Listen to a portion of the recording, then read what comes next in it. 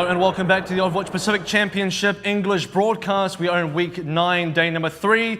I'm Kevin AVRL Walker, joined with me still a Pixie and Smite as we're about to head into Machi Esports game versus Blank, who are still on the home side.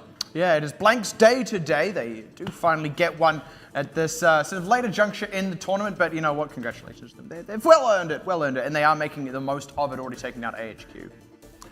Very fantastic start on their road back to, I would say, back right on top of the standings, I would say. Almost there. Second place again. We haven't seen them on second place for some time now, and their challenges, of course, Machi Esports. And these are the guys that have had quite a bit of a rise themselves right from the get-go, right from the first round robin up until now, trying to get back in that number 4 position. And unfortunately for Machi, the last time we saw them play Blank was not only very one-sided for Blank, but also very recent actually. It was near the end. In fact, I think it was actually the last game of round robin number 3. Indeed it was. And yeah, Blank absolutely demolished Machi, just took away any notion that Machi could break into the top 3. Of course, this is Blank's intro, some of the greatest moments of Blank so far in the tournament. Genji playing Nepal that we all remember, Eat Up as well. Fantastic Widowmaker. We actually didn't see too much of that on Assault. We actually didn't see it at all, and so we saw a little bit of that on Ilios earlier tonight as well. Yeah, we did. I mean, this is really just the greatest hits of Blank right here. So all the plays that have kind of made them notorious, and you know, they were undefeated in the first round robin. You know, even as we talk about them having a bit of a redemption story right now, you can't have a redemption without at one point being at a lofty height. And well, Blank absolutely were at that. They were a team that garnered a lot of respect early on. And if it's a bit of a greatest hits, then you might have to add tonight onto that album as well. So a few thoughts from the coaches themselves. I've known Cassis for a long time. So the first Taiwanese tournament we participated in is when I met Cassis, and he helped us out a lot with that as well. 怎么感觉先摸摸头，然后再揍他一拳的感觉呢？好，哎，那 Cassis 有什么话想回应他？也是有受到 Serenity 的照顾。那最近我们 we've been helped by Serenity before in the past as well. 我们昨晚也做了调整，那很期待在与 Blank。We have been preparing for Blank and 两方的说法都蛮关键。 even last night 待会我们赛场上就会 we've been practicing very hard for this matchup. So there it is, Cassis and Serenity as we get ready for Blank's matchup against Machi Esports. And well, you said it earlier tonight. If Machi were watching that series against AHQ, they've got to be terrified right now. That's such an impressive showing by Blank. Even if Numbani was close, it was still really the only close map, and they still won. It was still a 3-0. And Machi, while they are a team that has most recently beaten AHQ and looked great doing so then, they're now coming up against Blank, who, like I said just before, right, not too good in their latest showing against Blank. Yeah, and that's kind of an issue, but for Blank, it's absolutely fantastic. I mean, this is we've said already, the best version of Blank we've seen so far. They looked extremely shaky in the second and third round robin. I would say in the third round robin, they looked their shakiest yet. And now finally, you know, they were saying before that they had started to make some really good progress, some really good headway. Unfortunately, not against Flash Wolves, but tonight, against AHQ, you're seeing the results of that, and they look good. Yeah, unfortunately, one of the big things that Machi does carry into this is they were quite a defining proponent of the second round robin. Probably the biggest shakeup in scores we've seen was when Machi, during that round robin, pushed themselves from about, I believe they were as low as sixth place at one point. Yeah, I was trying to calculate what was bottom, what was third from the bottom. 6th place at one point out of 8 teams total, and pushed themselves up to really start to challenge Hong Kong Attitude, and then they were able to overcome them just at the top of the third round robin, took that 4th place spot. But what's happened since then, not only have tonight they've now been mathematically eliminated, leading up to this as well, Hong Kong Attitude have actually managed to tie that score back up after having a bit of a rough run themselves. So they haven't actually played Hong Kong Attitude yet, Machi, now that tie has been established, but that's kind of what they carry into this. Like, they're even getting challenged in the spot that they're at, let alone taking these games off playoffs teams, and you can even see that reflected in the scores there. And one of the big parts of that actually was Hong Kong Attitude were able to upset and overcome AHQ Esports. Machi haven't done that since they beat Flash Wolves in that second round robin. And in that round robin, they actually weren't able to take out AHQ. AHQ went undefeated through that round robin. So that's what Machi carry into this, and it makes this quite daunting for them, I think. And Machi have actually already faced up against Flash Wolves already, and that was a loss, which is why they're sitting on 11-11. They actually finished round robin 3 equal with Hong Kong Attitude 11-10, and now for Machi, they're staring into the face of a potential 11-12. For Machi as well, right, you've got to be worried because, sorry, for Blank, you've got to be maybe a little bit worried, even though that you are very much favored to win this series, is that this is just now your duty, right? You've got to come in, pick up the win here, because right now you're just expected to beat all the other teams. Remember, Blank is the only team in the top 3 that has not dropped a series outside of that top 3. Only the Flash Wolves and AHQ have beaten Blank in a series entirely. So Blank are just expected to beat Machi here tonight. Any result other than just a flat-out win is really just going to give them trouble in securing that second seed so that they get that advantage coming into playoffs. And that's the problem as well, because Flash Wolves have already looked quite dominant against Machi, and this is the same weekend that we're seeing both of these matchups come forward. So Flash Wolves, if they can look that good against Machi, Blank need to show that as well. And there it is, the two teams back to back against each other. Blank Esports, we've already seen them before, and Machi now coming into the fray. Kant, known as Kiyomi, DCL1, No Talk, and Restia.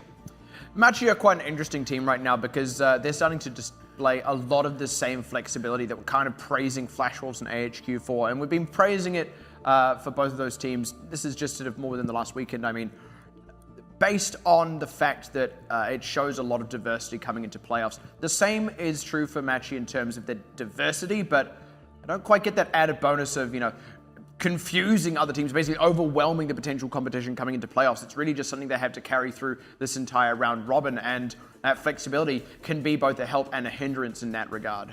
I think a lot of the reasons that Blank just seem to outclass Machi every time they come up against each other is that the players in their respective roles and the players on their respective heroes as well just seem to individually outclass everyone on Machi as well. So even if Machi can find a way to play a better macro game, Blank just always have the opportunity to just outfrag them and just, at a pure mechanical level, outplay them.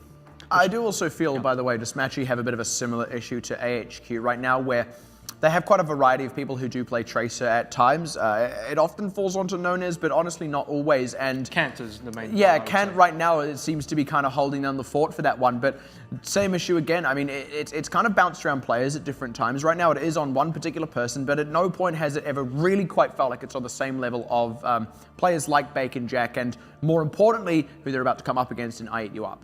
They also have an interesting sort of way to play the triple DPS if they want to go there. You see on your screens now, Kiyomi, he has that soldier pick right at the end, so they usually flex their support play Kiyomi onto that triple DPS soldier, and this is Kant that we've been talking about. He's been usually the third tank in a triple tank, but he is the Tracer player when they're playing 2-2-2 and also triple DPS, and that's kind of as well what you're speaking of is every other team other than Flash Wolves and Blank at this stage look like they just cannot compete, at least on the Tracer front, with those top two teams, and it is starting to really show. And it did show with Machi versus Flash Wolves as well. Kant just got outclassed quite heavily by Bacon Jack, unfortunately, and that may be a repeat case now against Blank coming into this. And also, it's also one of those places where the flexibility is a help and a hindrance, because if you're running him when you're running 2-2-2, you're also running him on Tracer when you go for triple DPS. When you do opt for triple tank, all right, I guess we'll take Kant off the Tracer, and we kind of have to shuffle the team around. You end up in these tight spots. It's a similar issue Fireball had once upon a time, where Apudo was their best DPS, but also their best Roadhog. And if they ever needed to pull out Roadhog for whatever reason, they ended up really, really stuck trying to swap around a whole bunch of people. And Machi, they kind of have to pick one thing and stick to it. And the moment they've stuck to that, there's just a chunk of stuff that's kind of closed off because of specifically how they put their team comps together. Can be an issue as well, and one also that I want to highlight for Machi is the last player that we saw there was Nonez, and he's one of the DPS players that has been still favoring Genji, where we've seen some of the other teams opting just to stick more on the soldier when you're running a 2-2-2. Nonez has the flexibility to throw soldier into the kit, like absolutely, and he's still a good soldier player, but will still always seem to favor that Genji pick, which I feel is just a little bit risky when you're running on that. In fact, we even saw against AHQ, we weren't seeing amazing ults out of Cowman. Yeah, there was 1 or 2 here and there, but when you were struggling to find any kills or more than 1 kill with his Dragon Blade, it just seemed like a lot of resources dumped into something that wasn't getting much value. Well, let's take a look at the map coming up now. Blank have chosen Ilios once again. Machi are going to be put to the test on this one. You've already seen AHQ fall down 0-3 on Ilios. We've already seen how dominant Blank was. This was their most dominant match in that series, and it was a pretty, I would say, convincing match overall in Blank's favor, but Ilios of all maps was the hardest one for AHQ. Yeah, something I think that's going to be quite interesting here, I do expect, especially on Ruins, to see Eat You Up pull out that Widowmaker again. If Machi at any point want to match it, they tend to do it via Nonez, and then, you know, once again, we end up in this situation. Kant is your 1 DPS, he's your Tracer, he can't go toe-to-toe with Eat You Up.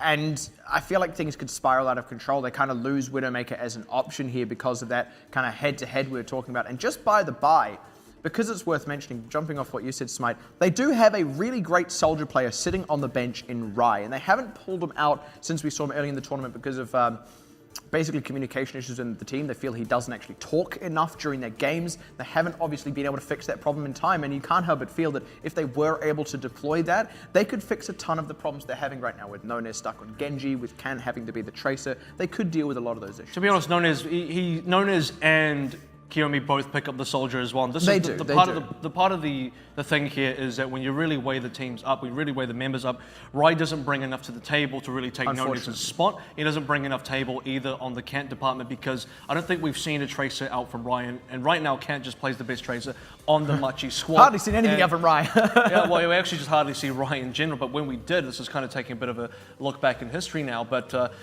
and even with Machi in terms of flexibility, Kiyomi is seen on Soldier a decent amount now as well, and I wouldn't be surprised if Kiyomi actually picked up the Widowmaker if they wanted to go that way, but we are going to be hitting the map very soon, so thank you very much, Smite. Going to see you on the other side of this one, and Machi have a few options here. They should know what to expect now coming up against Blank after just seeing them play AHQ. You do actually make quite a good point there about potentially putting Kiyomi onto that Widowmaker if you want. That is how they've been running triple DPS, by the way, as Kiyomi picks up that Soldier role. Because they keep Nonez onto the Genji, they keep Kant onto the Tracer, and he is in fact out of the gate on Widow. So Eat You Up is going to be as well. This is kind of interesting because they're able to keep 2 DPS, but at the trade-off of not having a defensive or even aggressive D.Va. Yeah, so both Machi are going to give up their D.Va now, which may end up costing them if ATAR gets the best of the situation. It's a very volatile composition. Triple DPS coming up from Machi. It is something Machi have been using many a time now. Oh, look at this. Kiyomi was so low, Kiki went straight onto him. They would have had to have brought their, one of their few healers back just to keep Kiyomi alive, and they couldn't afford to do it. So Eat You Up getting that one, it was only a body shot, was actually enough to just win that battle out and out. And then I believe they actually caught either Nonez or Kan, didn't quite catch who there. So Blank looked really easy to take at the first point. And just straight after getting that, winning that duel as well, you know, with a bit of teammate assistance there, Blank managed to cap out the point. So already Machi are finding it difficult to sort of re-attack this. The good news for them is there's no ultimates in play just yet, so for Kiyomi, if he can get a pick out, there is a possibility for Machi to actually come back into this, but position-wise, Blank are forcing them out. They absolutely are, and this is the strength of having that Winston and D.Va while you've got that Widowmaker up that Machi do not have. Kiyomi is constantly getting aggressed upon by Trill and sometimes Kiki as well when they need to. This is going to be the strike back though by Machi as they're able to force the mech out, and they did catch ATAR as well. Getting Gunva, getting very good on the aggressive in fact, but Trill able to answer back, picking DCR1 and now taking out No Talk, Eat You Up, kind of closing out the closing moments of that fight, and unfortunately despite a good opening, I don't know if Machi really had the members to keep this point alive, especially not with losing Kan, and unfortunately it slips out of their grasp. Eat Up has been on a huge killing spree. The killing spree will continue. Infra Sight now ready to play. So if you're Kiyomi looking for a bit of a counter sight, that moment is going to pass you because you cannot even attempt to play against Eat Up in this position. He's still managing to get these picks, and it will not stop. That was insane. I didn't even see no talk. That's how quick his reactions He died were. so fast I didn't see Yeah, him either. yeah. But that's the thing. Ilios did see him. He saw the opportunity, but now Nona is trying to catch an opportunity of his own with that Dragon Blade. Gets completely countered out by the Transcendence from Gunba, and they're getting aggressive on once again. Kiki does lose the mech, but he's got the self-destruct to kind of force some zoning. They're able to take out the pilot, but they've already picked off Can, and now once again, Machi getting kind of forced back. It was a decent Transcendence to come out of no talk, but they're finally starting to make something happen of it. Getting a little bit low here. They lose no talk and Nona's in trouble. Trill's still got an ultimate to kind of stall this one out if they want, and Ilios is actually still kind of unopposed here, so he's still in position to get a couple of picks to close it out, but Machi do at last get the cap through, so Blank are just going to kind of fall back. And that's the other thing is I don't think Ilios actually died yet, and Kiyomi's died a decent number of times. He's actually going to switch onto the Soldier now, and they're forced to continue this triple DPS. They cannot afford to put Kiyomi back on something like Ana because No Talk is already playing Zen. And this match is starting to look really dicey, I would say, for Machi, but they're still managing to just hold on to this cap and get the kills. But the one player they cannot touch is Ilios, who's just got a headshot on Kiyomi as well now. Trill trying to get onto the aggressive if he can, but he knows he's low, can't afford to, and at last they can send DCR1 their soul tag to force Ilios back. He's still not going to die, he's just not going to get more kills. He's going to get a lot more kills once Infrasight comes back up as well. A little nice deflect bait coming up from Nonez. Edup's not going to bite onto that hook, unfortunately. So what was that shot? That was something else. So quick. They're going to need to bring on a couple of extra clips onto that highlight reel now. The Dragon Blade committed, tried to get straight onto that position out of Ilios as well, but reacted to, I mean, there's no way he could catch him. Ilios is straight out of there, and again, now there's no one really to dive it. DCR1 isn't able to get on top of him, and now that ultimate is just kind of him flailing about on the point alone. Ilios is back in position as Machi kind of have to continue to force this fight. They lose Restia, they lose DCR1, they don't have defensive ultimates for this here, and now the DPS is very, very exposed. Like all over this one, set to get the cap back through, and unless Kant gets a crazy pulse bomb here, no, he doesn't get anything at all with it, the point will go over to Blank.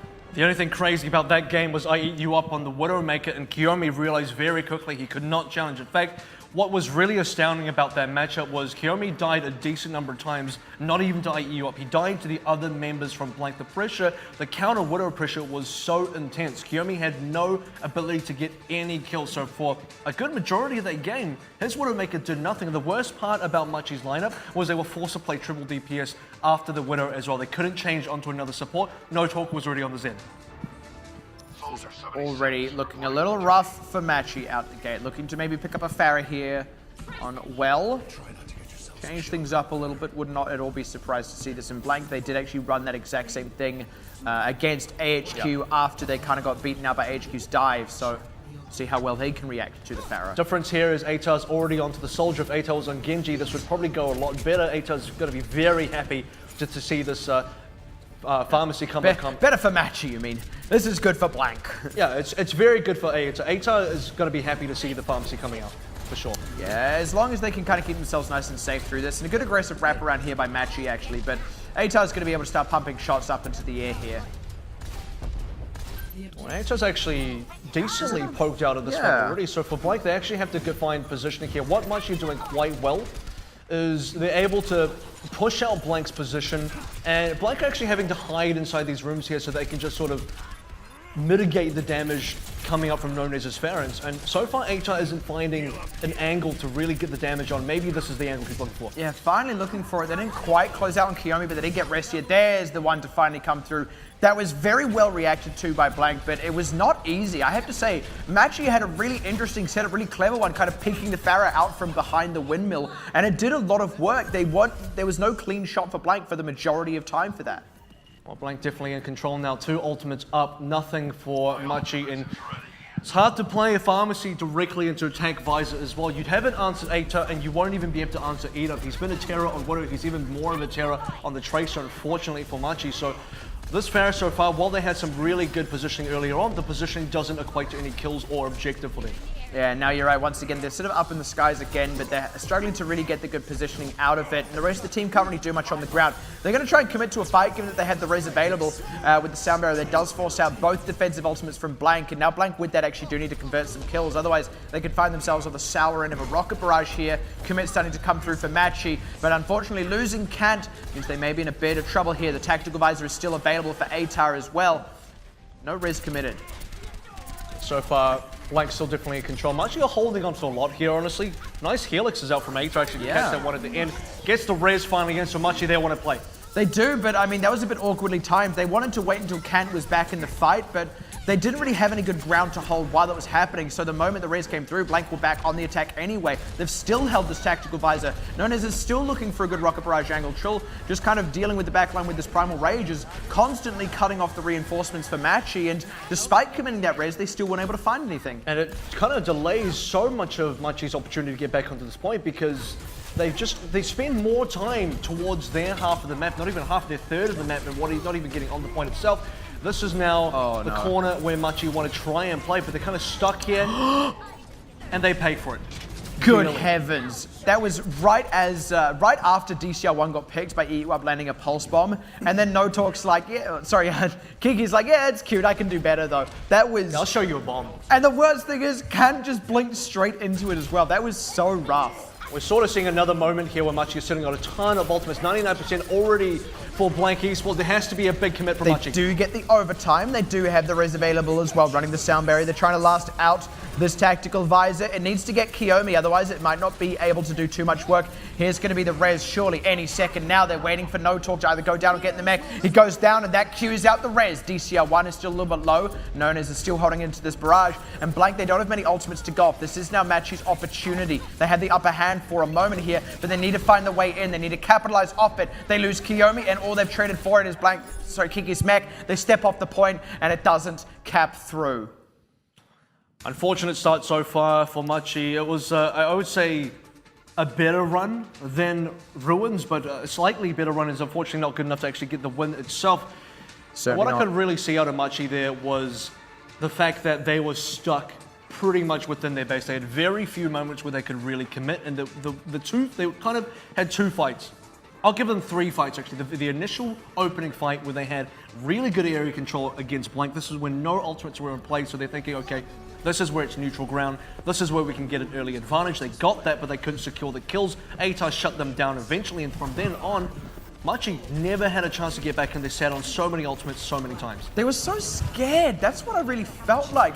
They went, okay, we can't commit the rocket barrage until the diva isn't there, until the tactical visor isn't there. We need to have the res, and like they just never got everything to fall into place. Waiting the for one stars time to align. they sort of did.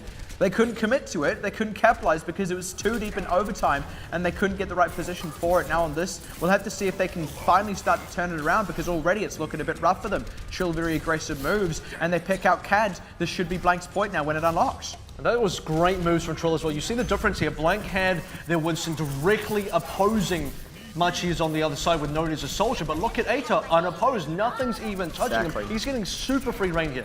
They are able to commit some members to the point here, Machi, but they're not going in a concerted effort. They're a little bit scattered. Trill will have to back off for a moment to get healed up, and in that moment, actually, they pick RQT. They do sort of have a moment to go, but it's closing fast. It's eating you up, and ATAR kind of shut the door on that. Good response, at least, by DCR1, but he hasn't not really got enough to go on here. Actually, they're going to get the cap through here. ATAR is trying to not commit to the ground game, and he may have already committed as it is. And Machi, they're able to kind of slip it out from under Blank. I feel like they kind of lost all their DPS, but somehow still had members on the point. Well, they managed to pick out EIU up right at the end there, which kind of denied the actual cap pressure off. ATAR wasn't going to dive on there himself, and maybe he should have to delay the cap. Who knows? He saves his own life. Unfortunately, the cap does go over. This is the best start Machi have had all Ilios, and they need to make something of this. Yeah, it was the best start, but even then it felt a little bit rough to get it over the line, and now Blank are the ones with the tools in the pocket. We'll see what they deploy first. They're already sort of on the point. They try to force Machi's positioning, but here is Trill making good work of it, getting onto Nonez, onto Kant as well. He takes out both the DPS. That should not be happening. The self-destruct fetches less than nothing for Kiki, but it did force the positioning at the very least, so it's not quite like last time around, but Blank are happy to take the win and get the point. So far, Blank and Trill included, in fact, mainly Trill, have been so good at shutting down the DPSs for Machi. You don't see that same pressure onto ATAR. You wonder where DCR1 is. You wonder what he's doing with his time on Winston so far. And it looks like he's spending a lot of time actually defending his team rather than assaulting the other team. Meanwhile, Trill gets a double kill on both the DPSs, like we said. That should not be happening, and there needs to be other things that Machi can do here. And now without really using any ultimates aside from that self-destruct, by the way, Machi did commit their own as well. Blank are in control of the point. Trill's able to open up with that sound barrier on him as well. and they're already doing well for this one. Candace forced way up to the side as Nonez is picked out. They do opt to commit a lot of ultimates too. They're going with the tactical visor as well. Pulse Bomb as well out in that. Maybe a few more than they needed, but they'll happily take the fight win. They should be able to surpass Machi's progress on this, and they are respecting that Machi held the point for a long time. Yeah, that's the one thing that Machi are really holding on to here is the fact that because they got that initial 50-ish kind of percent, if they hadn't gone there, if things would have gone Blank's way, which they have gone so far in every other stage of Ilios, we would already be nearing the overtime mark. This would have been 100 already. So Machi are definitely leveraging that early advantage they got. There they are. Machi had the tools coming up for them, but oh dear, Trill already with the hard pressure on is able to catch the backliners once again. Between him and EduUp, they've just completely cut off Machi before they can even get started on this one, and that gives them a crucial amount of ult charge as well. Absolutely. So, you know, like I said, we were nearly into the overtime, or we would have been in the overtime had Machi not gotten that early cap out from Blank, which you kind of still look at as, how did that happen? Because it looked like Blank should have been able to get that one.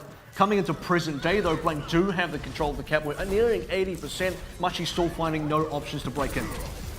And now losing Kant off the bat. They don't really have much of a choice but to commit regardless, I think. They can just barely wait for Kant, luckily losing no one to EOP's Pulse Bomb. They're going to go ahead and commit with the sound barrier, but it went a fraction of a second before they actually committed to the fight itself, so now it's run out as they commit to the ground game. Gunba's there with the Transcendence. They do get a couple of key picks out of it, though. Good mileage from that, and they close it out and EduUp as well. They should be able to do this one, unless Blank do opt to contest with that visor, but I think they're backing off smartly here. Just going to let this one go over. Yeah, and they should as well. Machi, you know, they're not within striking distance of the win just yet. Blank still are.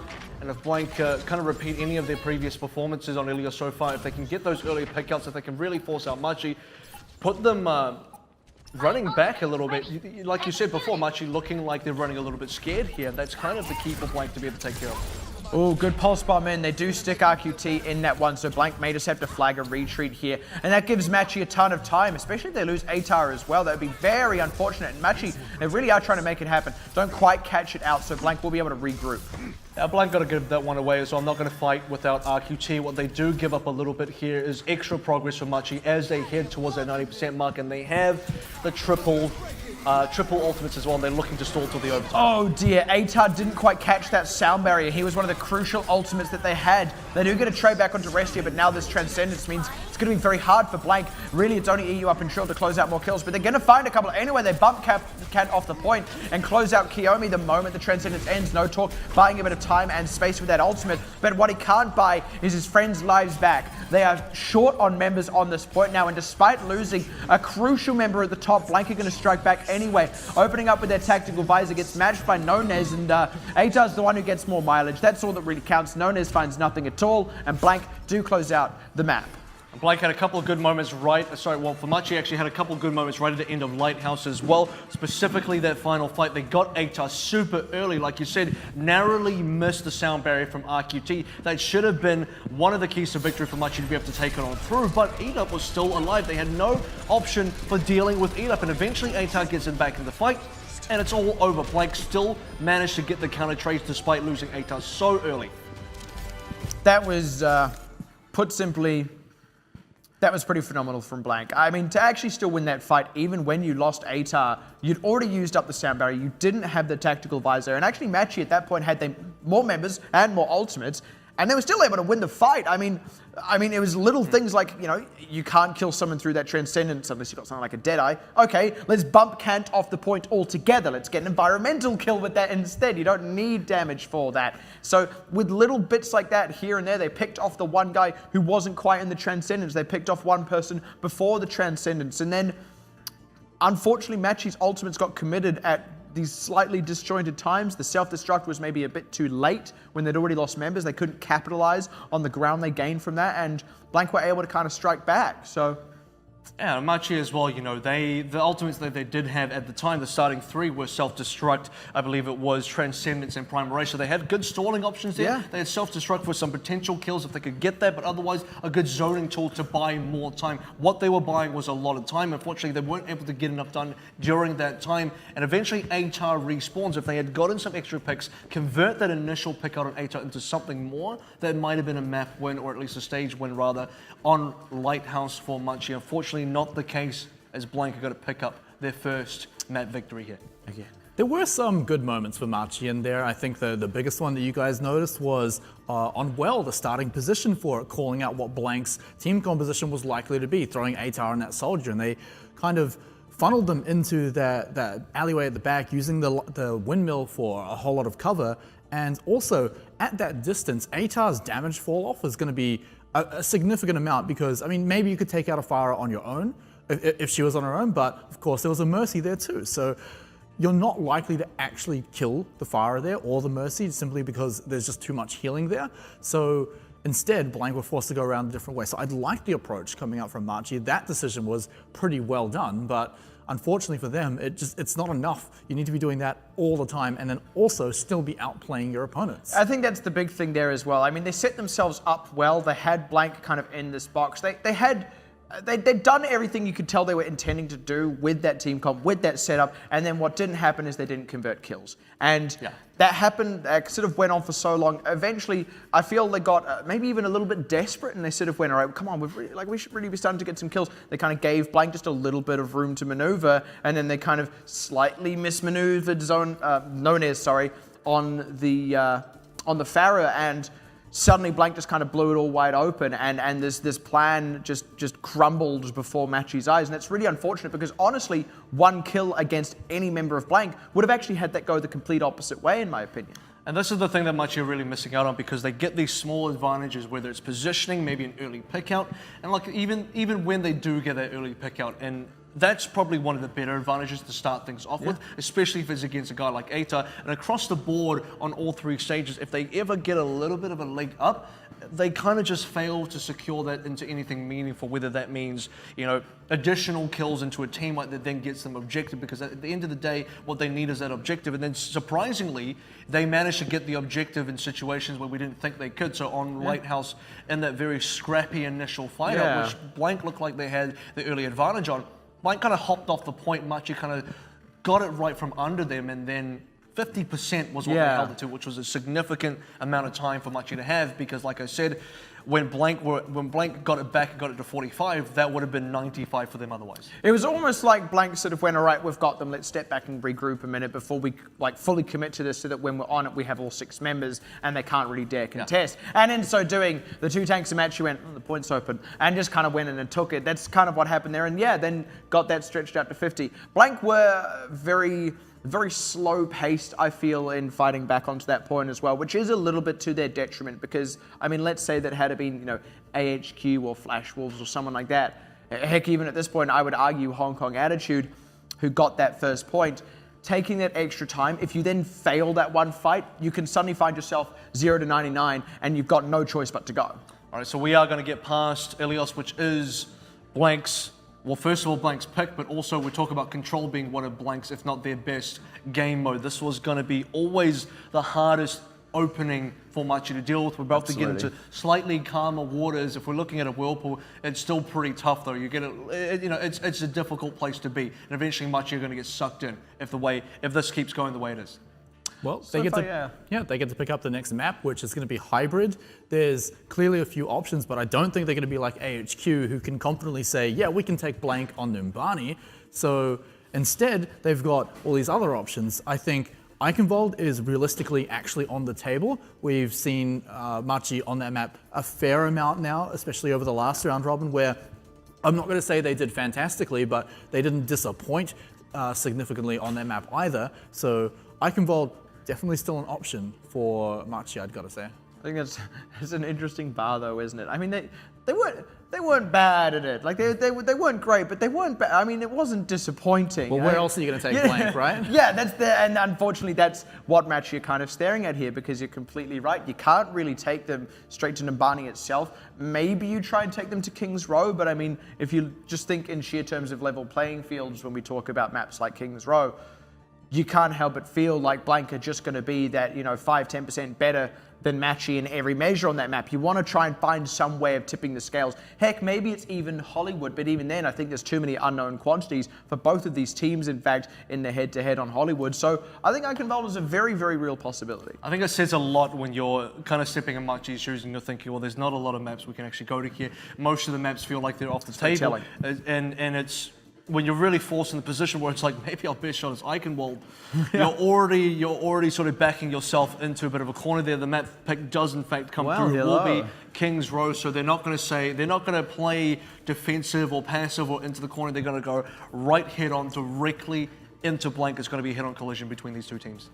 So I can understand this decision. I'm still of the mindset that Eichenwald's probably a stronger map pick for Machi, but King's Row can definitely work in their favor. In fact, Blank have been, not necessarily recently, but in previous weeks, they've been a little bit inconsistent, especially on that first point defense. They usually lose it pretty quickly, and then it's on them to scramble for a defense during the streets phase, and then of course the third checkpoint as well. So Machi may be looking at that, saying that's a weakness, and that they can get a bit of a snowball of taking that first point immediately. And the reality is, the pros of picking King's Row are still there regardless. It's the fact that it is comfortable for every single team. Look, maybe there's nowhere in particular you're actually quote-unquote favored against blank. Maybe there really is no map. Maybe you've seen something they do in Eichenwald that has you going, oh, that's not really an option for us either. And you don't really want to go to Hollywood, and you go, well, look, let's just go to what we feel our best bet is going to be. Let's go to what we think is going to be the most provably even.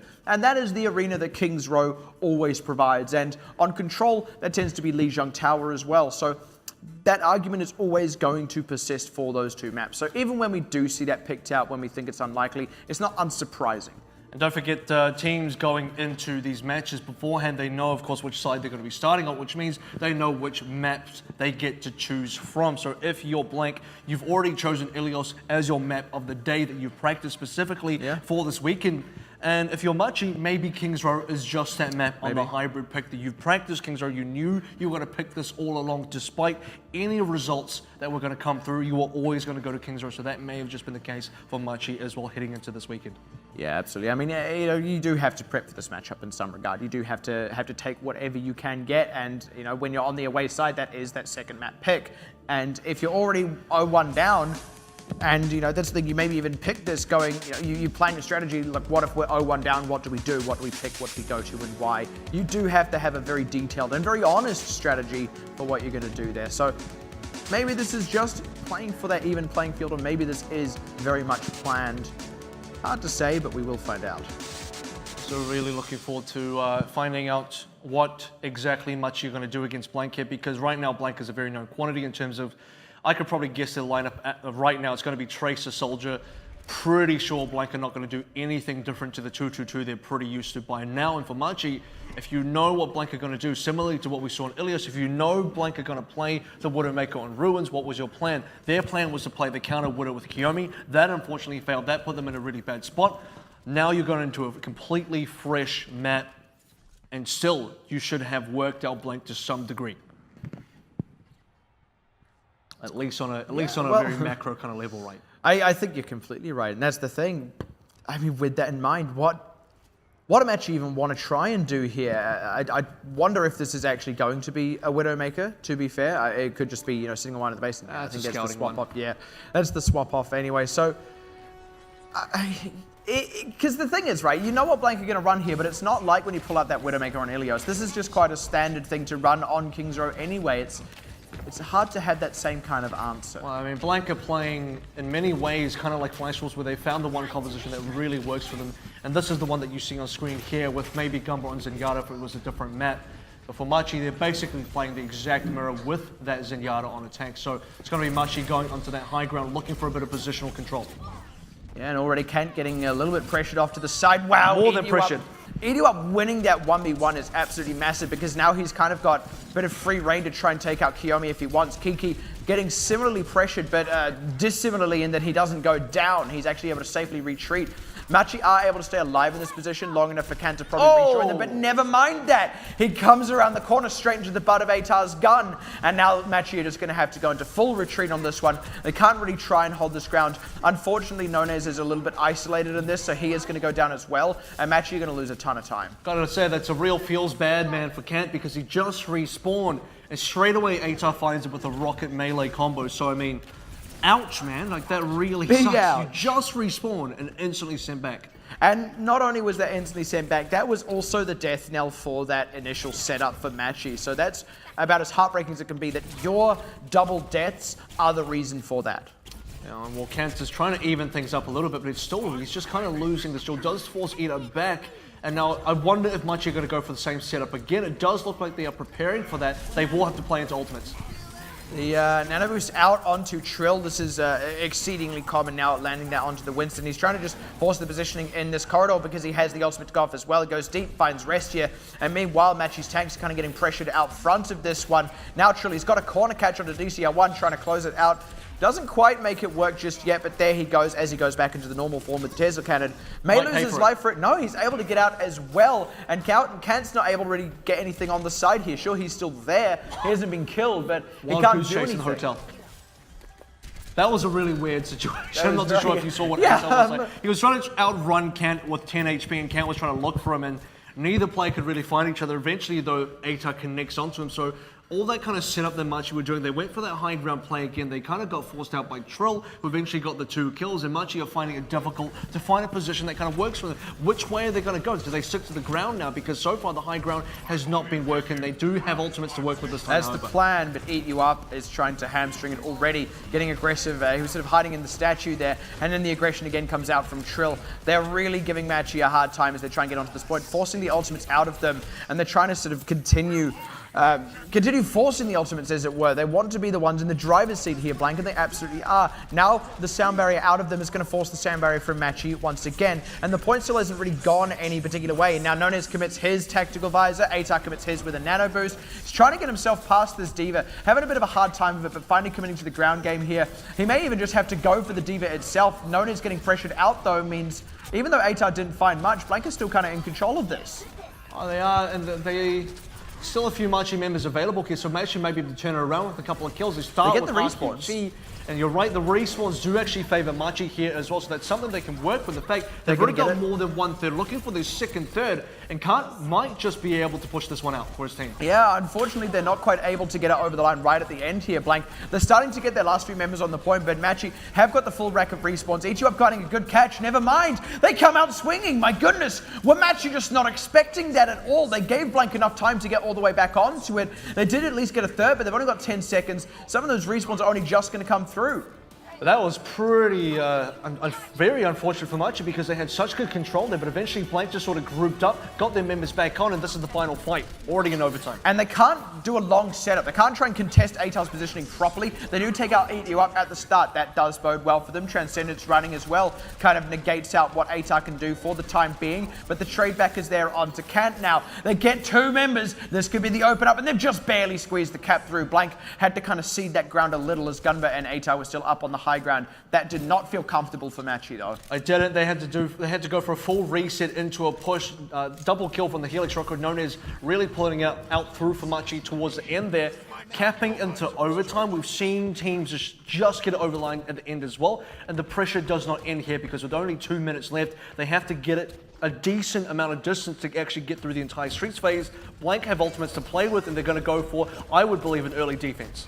Yeah, you can already see them kind of running into position for that one. There goes the aggression out of Trill. Does wait for his DPS to be into position beforehand, which is good work, but unfortunately gets taken down anyway. The tactical visor from Nona is well set up for that when they're able to capitalize on Kiki as well. So Blank, they're not able to get this aggressive defense. They need to fall back quickly and regroup if they can. They do get the last few ultimates out of Machi, and they will still have time for one more defense. It's a very good run through for Machi, and in fact, they're buying a decent amount of time. Only roughly, 30 seconds have passed now for them.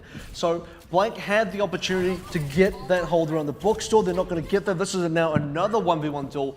Both Tracers backing off, but that's the cleanup from Kiyomi, and it does spell a bit of trouble for Blank, and they're going to be able to hold through with only 5 members. They're going to have to try and commit to it anyway. Ken unfortunately goes wide with the pulse bomb. ATAR able to get into position, and they're kind of forcing Ken out of that one as well now. He's not really having a great time here. They're all just kind of committing as hard as they can. They do start to stuff up this nano visor on ATAR, but they're not killing him either. So once it runs out, he's still going to be unopposed, and the backline was busy dying while the front line was going forward and trying to deal with the soldier. Now they're going to be able to take a fight on the payload itself here as they clean up the last few members, and Blank, they do find that defense, and they will be able to get their respawns through in time. And that early kill to eat up as well, he does respawn. So he respawns quickly enough, and as the Tracer gets the cap back enough that kind of becomes negligible at a certain point where Machi don't clean up enough Blank members. And it does look like a little bit of a repeat on Ilios, where we're saying, look, Machi get a little bit of an early lead and they failed to really capitalize on that. So far, at least getting the cap through on the first cap means they are doing a better job, but they need an even better job to actually get the cap through now on streets. And it is a tall order. They do not have many ultimates going in their way right now. They're about to get the Primal Rage and the Tactical Visor.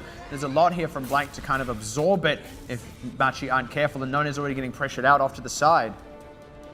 Final moments now, 3 seconds left to go. A few members actually contesting this card now. Self-destruct, if it catches something, would be really good. Tac Visor is going to have to be the weapon for Nonas if Machi want to stay in this. But he hasn't really found anything. I mean, he's had to open it up. ATAR opens up with his own, but it is getting answered by DCR1 on the aggressive. But unfortunately, he's able to slip past, gets rest here, and now they're able to put the pressure onto DCR1 himself. No one from Blank down just yet. A decent self-destruct to create some distance, and they do catch Kiki's mech in it, but that's all they've really got, just that and Trill. And honestly, Blank are uncontested with their DPS on the payload. It's just seconds being bought by no talk, and the seconds are now up. The overtime disappears like lightning, and Blank, they do hold. Blank find their positioning right at the end as well, and that's a very difficult place for the attackers to get on back through. As we do get into the overtime, the spawns do get so much better for the defense, which means Blank take advantage, and that's why we see that moment, one of the crucial moments right at the end, where Eat-Up gets taken down early, respawns in time, reinforces, and the missed pulse bomb from Kant kind of told the story as well, because if that pulse bomb had killed Aita, that would have been Tac Visor out of the fight, and also Blank would still be waiting for yet another member to respawn. Both DPSs kind of waiting there means Machi would have had the best shot they could have possibly have hoped for actually capping through. And that's also, by the way, why it's important to kind of take that early fight if you are there on the defense, right? Like, this is why we talk about it being important, and it was still good for Blank, even though they actually lost that early fight under the archway after giving up the point. So the reason for it is either you're just going to get a straight up hold there, which is huge. If not, you're probably going to bleed the clock down a significant amount, and most of the time you're going to draw out more ultimates from them than you need to commit for yourself. It's only bad if you commit more ultimates than they do. And if they commit more ults than you, then you suddenly have the favor when the payload does get to that point where the respawns favor you once again. And it makes it very hard for the attackers to break through. It's more about doing yourself favors for later on in the defense than it is about winning the game outright at that spot. Yeah, absolutely. And the first defense from Blank as well, they actually had that fight around the bookshop where Machi was still decent positioning. Nano wasn't a Nano. It was just a Tac Visor from Nonez coming out from that open window up the top on the high ground as well, really cleaning out Blank and really forcing Blank back. But that was an important fight for Blank to actually win, to get a much better sort of defensive hold. They really kind of cut it close by letting the cart nearly reach the end of streets, and Machi had a decent run with the momentum that they kept from the first cap as well. That momentum was really important for Machi. The time, however, was not enough. Only 2 minutes to push on through. Now Blank on the offense. First of all, we'll see how quickly they can cap this first point. If at all, keep in mind they have been first held here before. Really, they just want to do themselves favors, give themselves as much time as possible. So this is going to be the triple tank lineup, and Kant is usually the one that picks up the hog as well. Going to rely on Nones for a lot of the opening damage here. A ground game. Giving up a third. That was a little odd. I mean, I appreciate the positioning. I understand what they were trying to do, but they did actually give up a third there, which is a little unfortunate. HR has still been able to get up onto this high ground, and now actually Machi are kind of forced back, so they're going to have to give up even more time on this point before they can really come in and attack it themselves. Blank, they're getting a second third now. Machi, they're going to have to commit now. This is a really rough defense, even as no one has died. Now they're looking to commit here, as Nones is about to get his tactical visor, but ATAR has nice hook. Yeah, it's a great hook to cut out, eat you up from the fray. ATAR is forced well back from this one, and now Nones opening up. This is more what they were looking for, but Blank, they've still forced back a lot of distance from Machi. They're committing everything they can to this one, and the respawns do favor them. It's going to be the Sound Barrier now out from Machi, trying to prolong the fight, and it is a big commit indeed, but this time it does indeed pay off. They start to clean out the members, and Blank will just barely get repelled. It's interesting that Machi felt compelled to use the Sound Barrier there because they were already winning the fight. The fact that they weren't sure that they were going to win, they felt like the threat was still too large, and now Blank coming back, Sound Barrier, that's the one. Somebody. I almost think they forgot about that, and it doesn't actually get too much mileage, unfortunately. Now they're starting to get some answers back, but they've already lost a lot of members of their own. If Nones is forced out of this one, which he is by that self-destruct, it doesn't kill him, but the zoning is there. The cap is about to go through. Unfortunately, Nones alone can't contest it, and now he and this Ana are caught way off to the side. I don't know if Blank can quite convert the kills, but they will get a good amount of opening distance on the card. It was actually a decent hold out of Machi, not quite as good as Blank's hold, but for Machi, they had some good moments. Eat up down as again, and what's really been happening is every time Kant lands a hook, this is the opening that Machi are looking for. He's been able to kill Aita, he's been able to kill Eat up as well, and he's found a decent amount of success with this. Now it's going to be Machi turning on the aggression. That it is. Known as going very, very big here. The only thing is, though, they haven't drawn anything at all out of Blank. I mean, I was just talking about part of the importance of taking these early fights, but they have actually committed a lot more resources than Blank.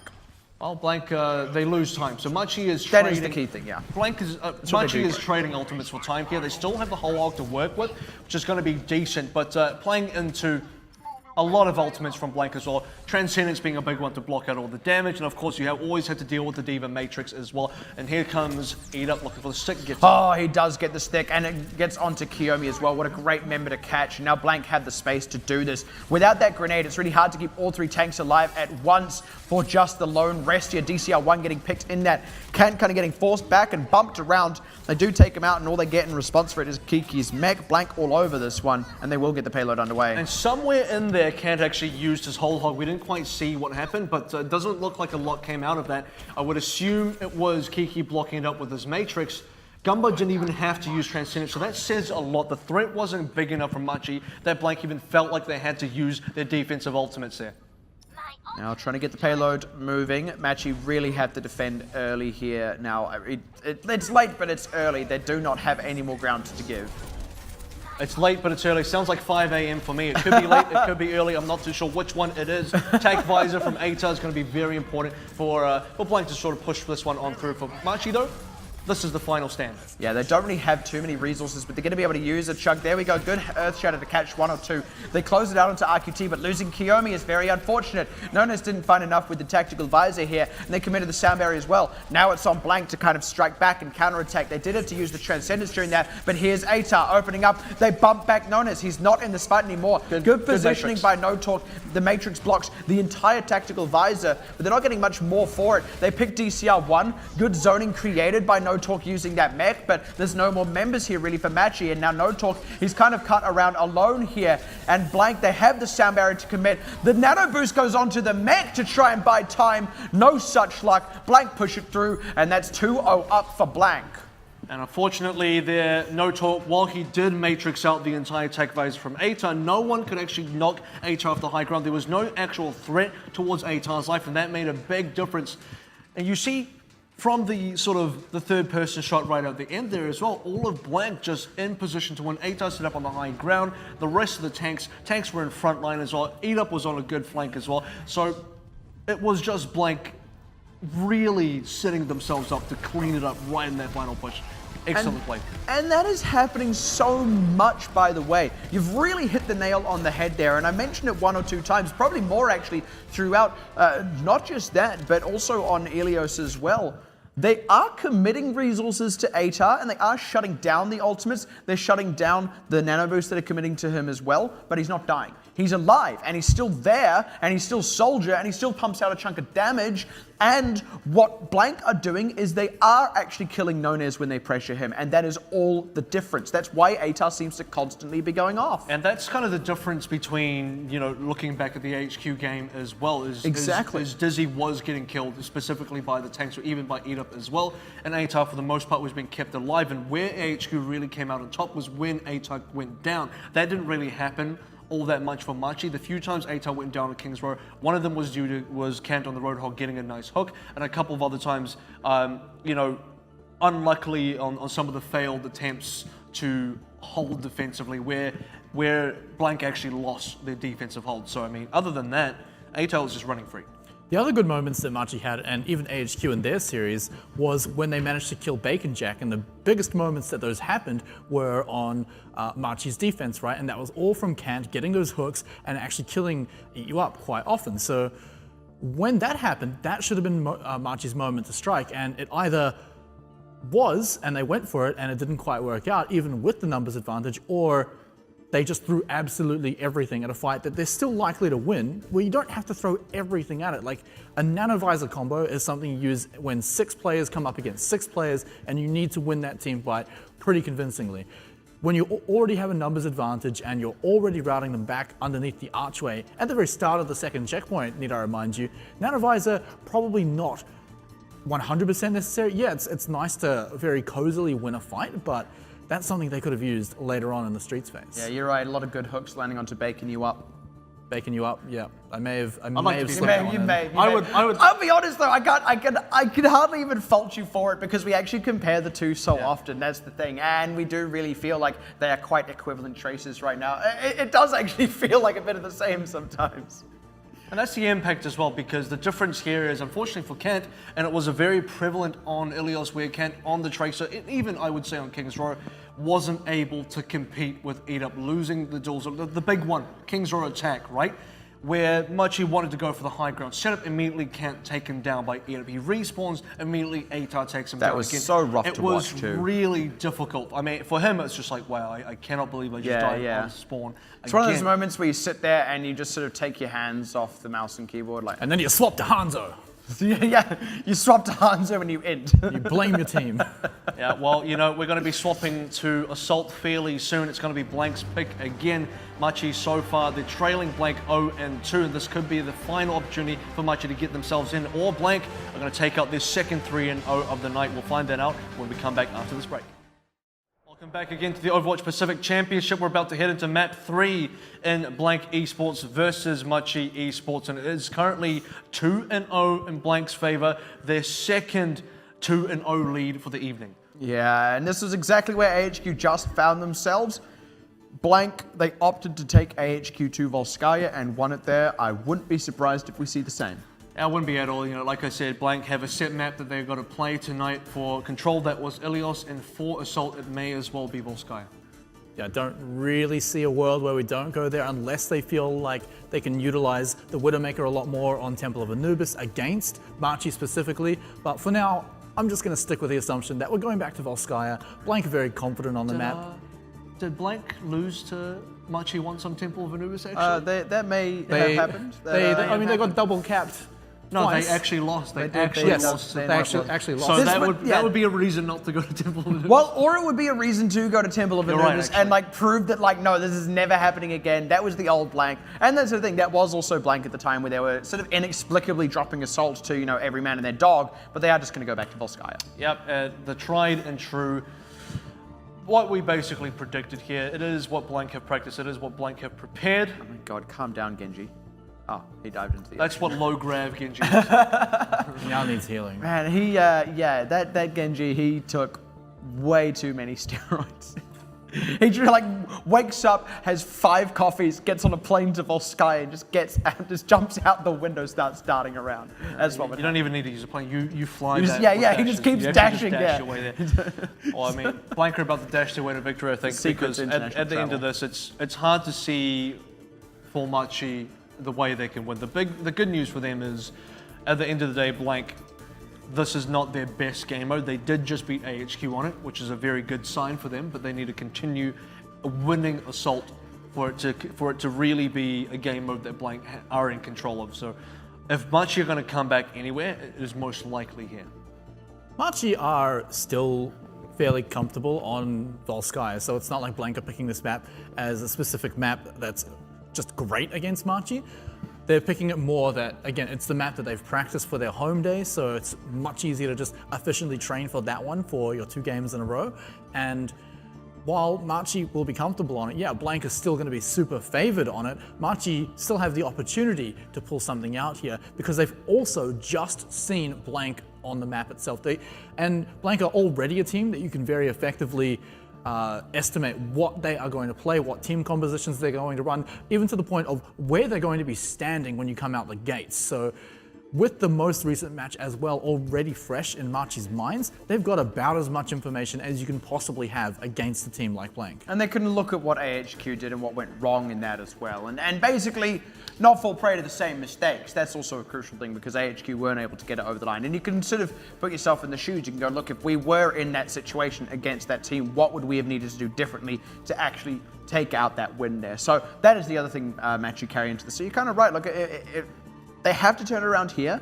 if they do turn around at all. But this is also the most likely point to turn it around. And we all, of course, remember the infamous Machi beating Flash Wolves, and they beat Flash Wolves on Volskaya itself. So, you know, they have been one of the top 3 teams on this very map, and that kind of speaks to their ability to be able to pull out a win. So, I mean, final opportunity to get a map win, to actually stay alive in the series, and no better place than to do it on Volskaya. You've beaten teams on this in the past, and it is still kind of traditionally Blank's weaker game mode. Now you've kind of gotten past the control and even a bit of hybrid, but thank you very much, Smite, as we're about to head now on into Volskaya itself. I do always like this map. It's very cold, but still kind of charming in a very Soviet way. Yeah, and you have a lot of massive robots guarding the specific place as well. I think we mentioned before, it's kind of funny that this is where Sombra really gets played. It's very true to the cinematic as well. They really... somebody... Oh, hello. They really like their giant robots, don't they? That was Maybe like the Diva only... should upgrade. Maybe Diva should jump in one of these. That was the only make an good upgrade. line of the film 2012. Like they're heading to this plane and they go, like the American like dumb kid goes, "That's a big plane," and the boxing promoter, the Russian guy, turns around and goes, "It's Russian." And that was the only cool moment of that entire film. Everything else was just absolute, a mess, absolute garbage. Definitely, look, if you're into your history, I do not recommend watching 2012. Really inaccurate. Yeah, that actually did not happen at all Did not in happen. 2012. It's true, I was alive then. You were probably alive then as Yeah, well. well, I survived. I want to show that movie to my kids and go like pretend that it did happen to be like, I lived through that.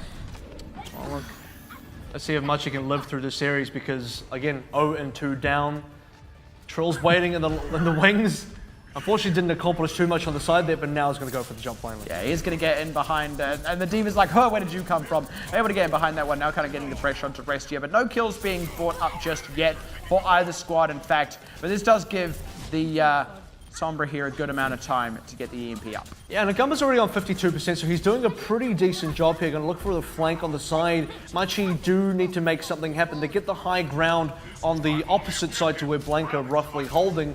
They got to convert this into kills. We've talked about the fact that Machi can get positioning, they need to get kills after that. Oh, but no such luck. DCR1 unfortunately getting pressured out there, and even so, Gunba was well on track to bring up the EMP before Machi had a chance to commit, because they did look like they were about to hit the go button, and Machi just kind of get routed out. Now they had to fight through the EMP. The window, once again, is shut. And Machi playing very kind of passive here. Kind of reminds me of Ilios well all over again, where they're just really conservative when it comes to pulling on that trigger. They just don't want to really go for it until they find the right moment, waiting for stars to align, as it were. Well, Gunba now with that EMP, going to try and catch them in behind. They haven't noticed him yet. Turns out he's been there all along. The EMP goes out, but actually he's in a bit of a tight spot with that one. They do just barely push the kill through onto Kiyomi. Good follow-up by Eat You Up to kind of get into the thick of things. Unfortunately, they lose Kiki in the process, but it seems like it's going to work out for them. Machi really want to commit to this one, though. They pull out the sound barrier, but Blank had the same, and they had themselves a tactical visor as well. Unfortunately, Atar not able to keep it alive. He gets bumped way too far back, but Trill keeps this one on lockdown. Machi do get beaten back. Yeah, once again, unfortunately, kind of expected, though the EMP came out fairly well. Gumbo didn't die in the middle of that, translocates himself out of it, and Blank just kind of collapsed all over Machi. So Machi have been holding onto a couple of ults here, did use a sound barrier like we sort of mentioned, but Nano Visor is going to be the weapon. The window has opened once again, albeit only briefly, because Gumbo's sitting on EMP now. And this is going to be the open up. Now from Nonez, he does have this tactical visor. Atar did exhaust his in the last fight, but he's not finding anything yet. He can't seem to find anything at all, and now he's going to duck for cover as the self-destruct comes out. It doesn't find anyone, and they do pick Kiki while that's happening, but here's the next EMP. There is no defense matrix to deal with it, with the bullets from that Uzi, and there's going to be the cash through onto DCL1 as well with the pulse bomb. Blank had this one. This is a very difficult fight for Machi. Nano Visor caught absolutely nothing. EMP caught just enough. And for Blank, that's all the room they need to make something happen. And unfortunately for Machi, even when you give them a little bit of space, Machi can't really extend that into anything more. Not even a third on the camp just yet. Barely any kills coming through for them. More ultimates online for Machi now, but they're not getting enough out of any of these ults. This is your ideal situation for Blank. With the first defense, you want to try and get a full hold if you can, and then you only have to cap a third on your offense. That's why teams tend to opt into defense first, among other reasons. Kant going aggressive onto the side here, looking to get summoned with this sticky, but he can't actually rely on that health back. He's already used the recall, so he just has to kind of get out of there. They lose DCR1 once again, and Machi, they had to take this one on the chin because they're running short on time. They can't afford to get routed. They can't afford to commit and lose more members. And if they do that, they're going to wait for one final push, one last hurrah, and they're going to be playing into yet another EMP here, but this time also attack Visor. And realistically, Machi they're not in a better spot than they were 30 seconds ago anyway, so they're in a worse one. Yeah, that's about as rough as it could possibly get. Gunber as well has already spotted out the flank here, the attempted flank from Kant, so they know that this is coming. All of Machi trying to wheel around this side here. They're going to come right into this trap that Gunber is laying. He gets into it with the EMP now, looking for the angle. They kind of unwittingly managed to avoid him. They do take out Eat You Up. Ata has to open up with the Nano Visor rather, and they do start to convert some kills through here on Nonez, but he takes a dive. Shield bumps him off. Ata wasn't able to get the kills, but he is still alive. That's the difference between him and Nonez right now, and that means they're able to convert more kills through. Machi are on the point just barely with Restia and No Talk, but now the Blank have dealt with the rest of the squad. They're able to wheel back around to the point itself and start to deal with the members of Machi who are there. They force them into the building and every which way, clean them up while that's all happening, and Blank will get a first hold. And a third is all Machi are going to have walking away on that one, which means they have to have an incredibly good hold on that first cap. And I think Blank are actually taking a little bit of Coach Nito from AHQ's advice here. Maybe Blank do want to just go home early. Yeah, they've got somewhere to be. I don't know. Maybe that's what's happening here. But like I said, that's the advantage of defending first. I mean, the third is a negligible difference to getting a full hold altogether, because if you get the full hold, you do still have to cap up to a third. So, I mean, this is essentially the same situation for Blank anyway, and after capping it against AHQ, they should feel pretty confident that they could take it, even if the Sombra does actually come out here on the first point. Also, by the way, Blank didn't opt into the first point Sombra last time around. They did opt to it on the second point, if I'm not mistaken. You mean defensively? Yeah. No, they did. They did. And Atar played Anna for that defense. You're quite right. You're quite right. That's what was different. Yeah. So there we go. And I prefer Atar on the Soldier here because I don't. What you're really trading up there is you want the extra support or you want the extra damage. And I think the extra damage is a lot more useful for Blank. The extra support's kind of it's here or there. It's kind of hit or miss because the health packs are good enough and respawn often enough that you should get enough healing just from that to make it worthwhile. Yeah, I don't know. There's some theoretical comp out there that exists where, because of the tanks you're running, you do actually want to keep that Ana. But that was not that comp. And in any case, now it's Blank on the offense. And they have it all to win. They do, and it looks like it's going to be Kiyomi onto the Sombra as well, defensively for Machi. So looking to repeat maybe a little bit of Blank success against them. Oh, okay. Tracer and Sombra have problems. And now Anna is just rabbiting on. that always, she talks really slowly. Like I always love that move, the payload animation, where she and Reinhardt just won't shut up. That is exactly how old people are. I haven't even heard all the different sort of intricacies of the voice lines there. I've yet to discover them. Well, in any case, by the way, that's what Necropolis is. Necropolis is currently Anna and Soldier's hideout while they're tracking Reaper. Just a bit of a lore tidbit there. In any case, Blank already wheeling around the side here to try and wrap around Machi before this EMP is up. Good wrap around him initially, and this is kind of where I would have preferred Machi to hang out already as well. So this is an interesting switcheroo, as it were. Kiyomi is not going to be on the Soldier, it's actually going to be Restia instead. Okay, well, that is an interesting situation. Unfortunately, Kiyomi just goes back to the respawn room. As does Restia. Now they can swap back and no one will be any the wiser. Exactly. But unfortunately, no talk is pressured out of the mech. DCR1 is taken out. Blank already all over this one. The EMP is there, but it is far too late. He doesn't even get to use it. The gong was just shy of sounding, and Blank, evidently, they do have somewhere to be. They have dinner reservations because that was over so fast. I'm going to tell you though, what Blank actually do have got after this is a fan meet, which is going to be very interesting. So for all the actual fans at the E Stadium in Taiwan, get to have a little bit of a meet and greet with and Blank eat. They have dinner themselves. reses. And eat with that dinner reservation. Exactly. And so they have reserved dinner for them and all their fans. It's difficult to really look at what Machi were playing into here. It's essentially, when you look at what Machi did on that defense, they had all the right kind of pieces, but they waited. Unfortunately, the thing is, Blank's setup was really good. They went for that right side kind of play, took control of one of the health packs. That's kind of what I wish Machi did on their attack instead. Machi went for that left side push, and cool, you get the high ground there, but they didn't really do much with it. So for Machi, failure to pull the trigger, and for Blank, no hesitation. That was the most ridiculous play of the game I've ever seen, by the way. I don't know if you caught it, but I did. It was just flailing about in the room, and it worked a wonder. But they were both sound barriered as well, so they were both colorful. Like the only way that could have looked better if they're both nano boosted as well. But Or if they both had like a huge fuzzy afro and a nose on.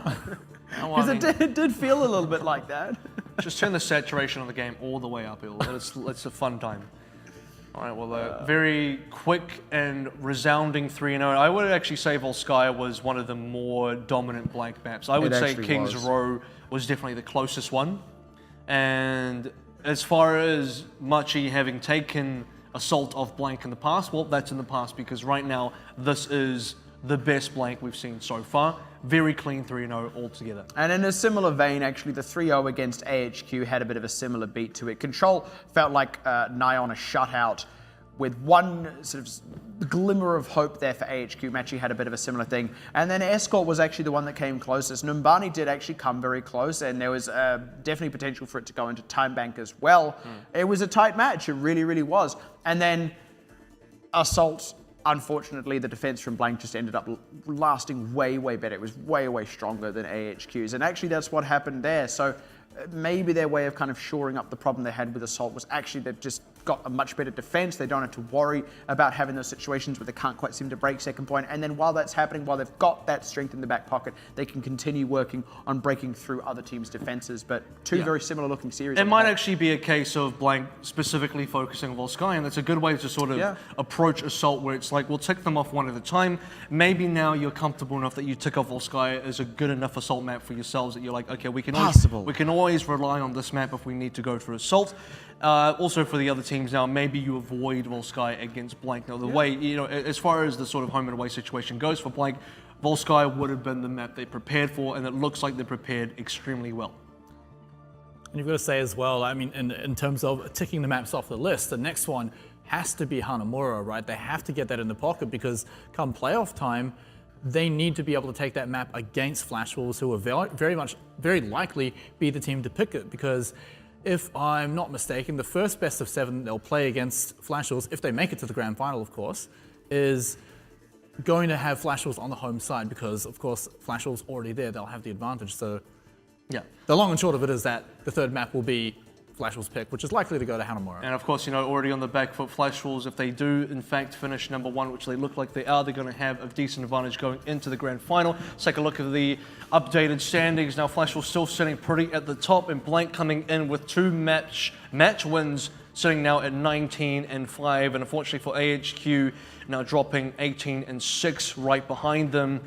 Machi cop yet another loss, and they're now behind Hong Kong Attitude by 2 losses. We've yet to see Hong Kong Attitude to play, though they will be playing later on tonight. And of course, Fireball, Detonator Gold, and Sun Sister is still on the bottom. Fireball will be also coming up right after, I believe, this match. So they're going to come up next. Quite right. They're going to be playing off against Machi, and then Hong Kong Attitude will play off against Detonator Gold. Interestingly enough, by the way, if both Blank and AHQ don't drop a single game now between here and playoffs, Blank will finish second for the regular season, just because they were able to overcome AHQ, and that is reflected there in the standings. Had they lost here to Machi, that would have still been up in the air, that would have been in contention. They could have even potentially drawn, but not so much going to happen anymore. Let's take a look at the player of the game. It is I Eat You Up once again, this time though on the Widowmaker. So there you go. You can get the player of the game twice in a row. You just got to play 2 different things. You got to play 2 different things, and then you can get it.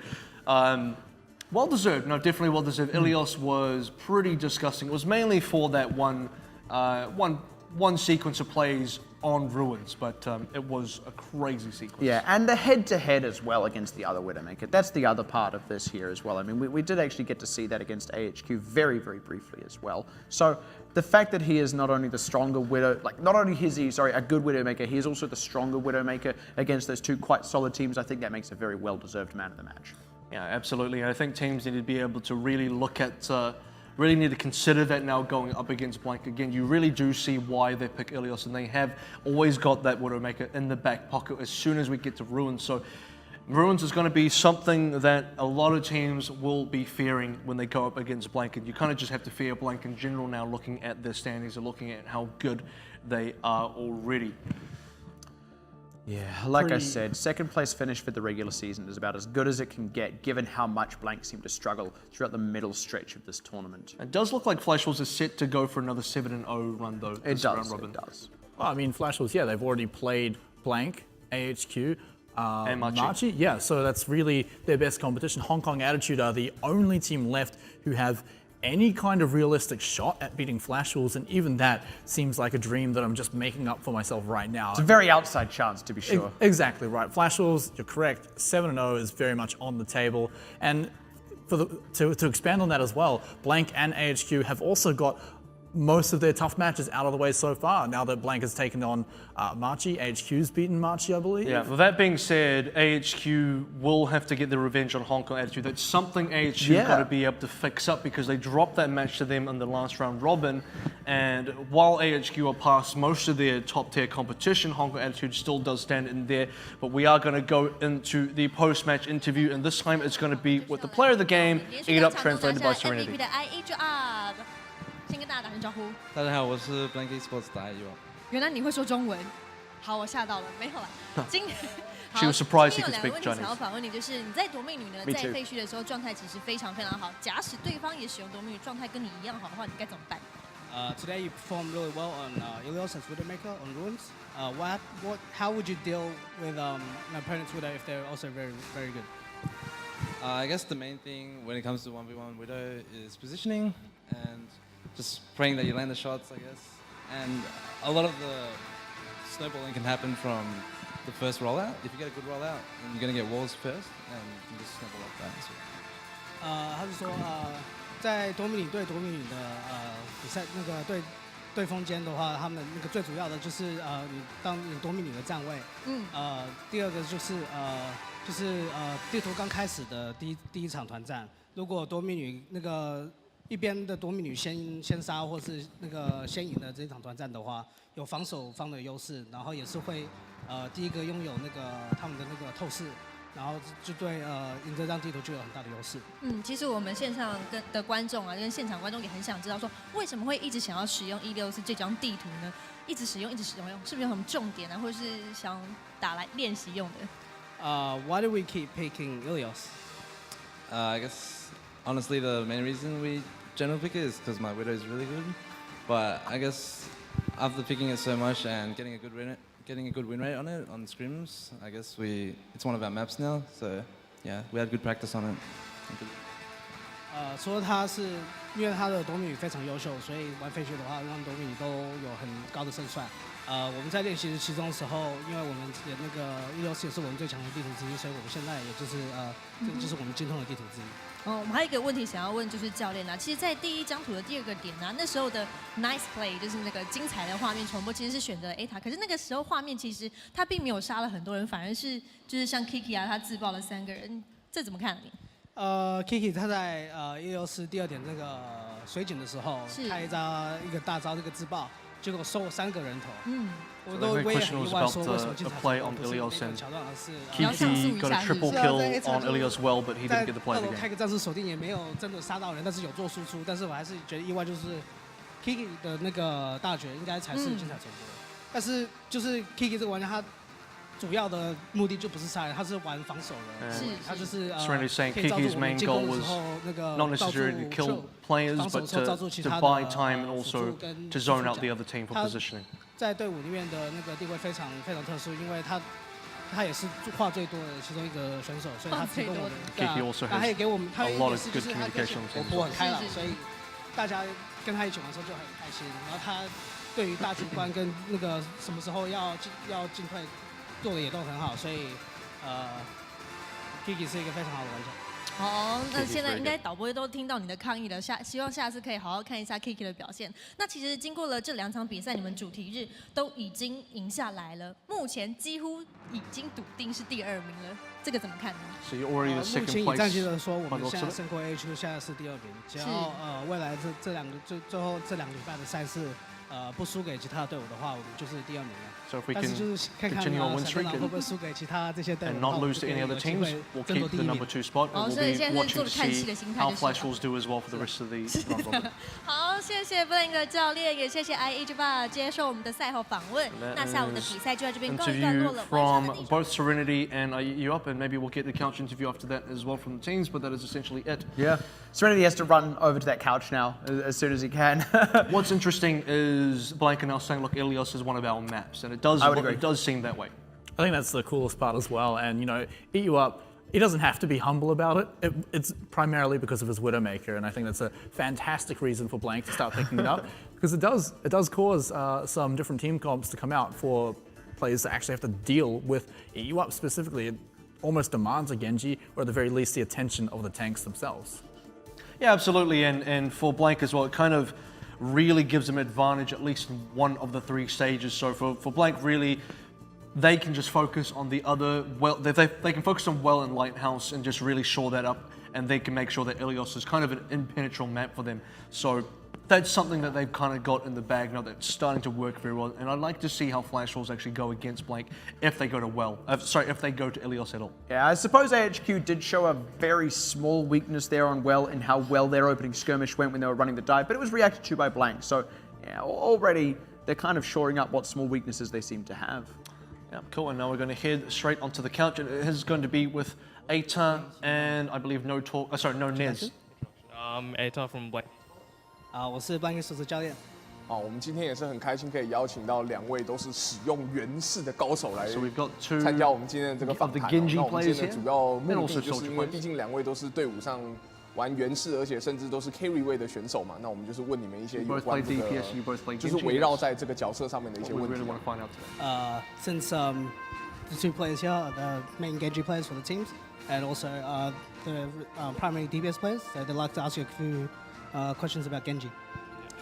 好，那就是其实第一个问题呢，就算是一个比较心理层面的问题啊，就是玩源氏这个角色的时候，尤其是你有大绝的时候，我们可以看到我们的 OB 的画面啊，或者是全队所有人的视角都会放在你身上，然后给予你很大的希望。就是这样的情况下，对你来说会不会有很大的压力呢 Do you feel that pressure? Do you feel that responsibility? 一开始是会有压力的，但是 I do 到 understand. 就是那时候画面会转到你在拔刀的时候嘛，然后那时候会有压力，就是说怕会砍不到很多人啊，或者是 Always concerned that 砍 you're 空 not 气 going 啊 to 什 get 么的。 you're not going to get a 但是 lot 到 out 后 of 面 Dragon 就是 Blade. 在团练有慢慢调整好，说 So 那 through 个拔刀 scrims 其 and 实 through practice, 不用去想这么多， you do 就 get 是 better. 拔刀其实你可以 And 骗对面的保护什么的也可以， You 但 don't 是 necessarily 就算 have to 基本 think 到人 about 上你也不会怎么样啦， it too much. 就 You don't have 是不 to 用管人 overthink 在做什么大概懂你。using 意 that 思， ultimate. 就是搓习惯了就没有问题了，是这样吗？不好说，不好说，不好说，没有问题哦。As a Genji player, every time like you have you get your blade, no, never nano blade, just your blade. Like the team's expectations are on you to like kill like the whole team, and every time if you have blade and the spectator pulse will always go to you. How do you deal with that pressure and that expectation? Well, that's why I don't play Genji anymore. So all of my problems solved. Like, attack wise, you get 1 kill, it's like a great attack wise, it's good enough. 他是说因为这个期望太高，所以他现在就不玩源氏了。不玩源氏，所以就只玩4拼7肉的话，开战术锁定杀一个人也是一个就够，一个就够。就够了。哇，这样子也 OK。那就是第2个问题哦，就是先问他这边好了，就是既然是这样的话，那就是当初为什么会让他想要玩源氏这个角色 Why did you? Initially, what made you like want to play Genji? Well, I just thought he was a cool character. Like when I first started playing Overwatch, he had like the shurikens and a blade, and I'm like, all right, I'm in. And I just like, kept playing him. 就是刚刚开始玩斗争特工的时候，选到源氏这个角色可以丢手里剑，那还有一把刀，说这个就是我最喜欢的英雄。这就是我们角了。天哪，原来是一位这个非常中二的朋友啊。那娜子这边，你为什么会选择开始玩源氏这个角色呢？我一开始有选他，但是我玩到他的时候。他也是可以丢镖，然后又可以拔刀，然后又可以2段跳，又可以爬墙，我就觉得这个角色。Genji was really versatile. You can deal a lot of damage. The ultimate's really good. You also can double jump 心中 and 都有 wall 这个 climb. 中二的灵魂啊。OK， 所以你真的是因为这个原因？那你知道为什么会开始玩炸弹鼠吗？为什么？哇，这个就因为他有一个动作，就是他赢的时候，他有一个 Why do you play 他会 the Junkrat? 射一下，然后弹回来打到 Local 自己 says 我就开始玩了。 I play Junkrat because of that one 是一个很 end 的朋友。 play of the game intro, 哇， the one with 大家都有很多玩 the grenade bounces off the camera and back into your crotch. 像刚刚 ATA 这边有提到，就是说他现在改玩76，那玩76给一个团队会带来什么样的帮助，或者是玩76有什么比较特别的点呢？ Since you're not playing as much Genji anymore, you play more Soldier 76. How does Soldier 76 fit into a team, and what you provide your team? Like Soldier 76, like shreds the tanks much easier, so I can like easily kill Winston. And like Gumba, the Arsenal player, usually gets like hunted down by Mace. And Soldier I don't usually do that too. So like it's a great pick. I think it's better than Genji in this map to be honest. 他是说那个士兵76的输出比原式高，然后如果是要针对一个单一的一个角色来进行那个激活的话，它那个士兵76对于坦克的激活比较有利。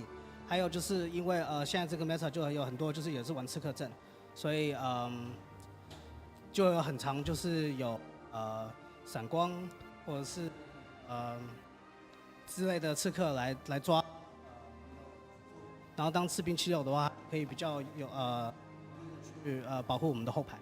好，那下一个就是问一下浪子这边，那你觉得就是我们今天在比赛中也看到你选了蛮多场76的嘛？ Sorry, 那 you 你觉得 played a lot 76 of 跟原式 Soldier 这两个角色最 76大的区 as 别 well. 是什 What 么？ is the big difference between you playing that 应 and 该是 Genji? 激活的目标吧，我觉激活得，因为的目标刺客激活的目标应该是比较快，但是玩76的话就是要慢慢去跟他磨。对， Okay, 然后 right, 对 so 对 it's 就是 different 差 in 不多是这样 play style. 就是 You 去用磨的。 Genji's 对对，然 feels 后 very 76 aggressive 也 and 比较 Soldier is 算是自由位， requires a bit more patience. 两边都是自由位啊，可是76比较难逃跑，你知道吗？就是可能要意识更快，就是对，就是要比他更早知道他可能要抓你，然后你要 Right, 赶快 and on 想下一步要 76s, 怎么走 you're also more vulnerable. You have to sort of predict who's going to come for you 那 and 这 where 边 you 最后 need 一 to 个 go 问 to 题 protect 就是 yourself. 说，既然你们都是队伍上这个 DPS 的玩家嘛，那可不可以给我们的就是给我们每个观众一个意见啊？就是说，当你在玩 DPS 的时候，你最需要注意的点是什么呢？ Since you're the main DPS player for the team, what tips can you give to viewers or audience playing the DPS role? Well, you just have to play the game here. Because like I've been playing since closed beta, so like I've got a lot of experience, and if you just keep playing, you'll eventually get better. 他是说当他的建议就是多玩一些斗争特工，他从封测的时候就开始玩了，他玩了很久，所以才会有现在的水平。 OK，也跟他也差不多，就是多玩多有经验啊，对啊多玩多经 Pretty 验。 much 对 the 对对，就 same 是如果你真的 answer, 想要 which 去 is 练输出的话，你就 the 多 more 玩 you 然后 play, 就是可 the 能 more 多看一些比 experience 赛吧。 you have. 那就是问一些比较 So you 细节 need 的 to be 东 able 西 to 好了 play the 因为 game 我 a 觉 lot. 得就是例如说呢，在这个细节上，刚刚你们两位都有提到细节嘛，就是你觉得准度比较重要，还是站位比较重要，还是就是还有什么，还是或者是有什么更重要的东西呢？ As a DPS player, what do you think is more important, like having the mechanical aim, or having positioning, or some other thing that wasn't mentioned above? Well, I think both are like really important for both like Soldier and Genji, like the main heroes I play. Like Genji, you can just like if you have really good like positioning, you can just flank and like instantly kill support. And Soldier, like I don't think mechanical skill is that important because you can just like shred tanks either way, but like it still helps. 当原式的时候，站位稍微比较重要一点，因为你当原式的话，你绕后排的话可以直接秒杀后面的一个辅助。但是当士兵76的话，就比较不需要这么多考量，因为毕竟你只是枪手兵，然后对于那个针对你的坦克或刺客的话，还会比较容易杀到他们。我是觉得可能观念也比较重要了。观念对更重要观念，因为就算你有准度跟走位的话，可是你没有观念，就是可能说今天那个队友给你提醒了很多东西嘛，对不对？然后你上场去打的时候，你还是忘记了。对， So you need to 然 sort 后 of mechanical 临场 aim 的 is 发挥 good. 很重要，我觉得。 Positioning is really 临场的 important, but you 发 also 挥 need to 很 have 重要就是可能 a 当 level 下 of game sense in there as well. You 跟 need to be 预 able 设的 to 没有，就是预设的可能是没有想到那件事情，然后你要就是多会临场发挥，然后 to be able to outsmart the opponents as well. And something that you learned a lot from 就是 the 讲一 time 讲 playing in 上 a 场 team 就 and 忘了 also 这种情况。对蛮常的，蛮常对发生的 practice。哇，那真的是蛮遗憾的。那我们这边也要恭喜 Blank 今天是在主场日拿下了2-0哦。那我们今天的采访就差不多告一个段落，大家拜拜。 That is the interview with Eita and Nunez as well. So there you go, some of the thoughts there Blank are now up 2-0, looking fantastic. We got Machi and Fireball coming up. Any closing thoughts? Well, Machi, they do have a lot to turn it around, but they've got a pretty great team to turn it around against. Machi can feel good coming into this matchup, but they cannot rest on their laurels with it. I mean, Fireball, they are such an unknown quantity at all times. You never know what's going to happen next. The next series is going to be a deeply entertaining one, I can guarantee that much. Yeah, I think Fireball is going to be a good test to see where Machi's sitting at now, because they're realistically a team that has a shot at beating Machi, but it's also one that Machi can rest a little easier than the match they just had against Blank. Well, we will find out answer out very soon. Well, I mean, after this break, it will be Machi Esports taking on Team Fireball. One of these two teams will walk away with the win, the other one unfortunately won't, and Fireball got a lot to prove, and I guess so did Machi after that loss as well. We'll see you guys soon.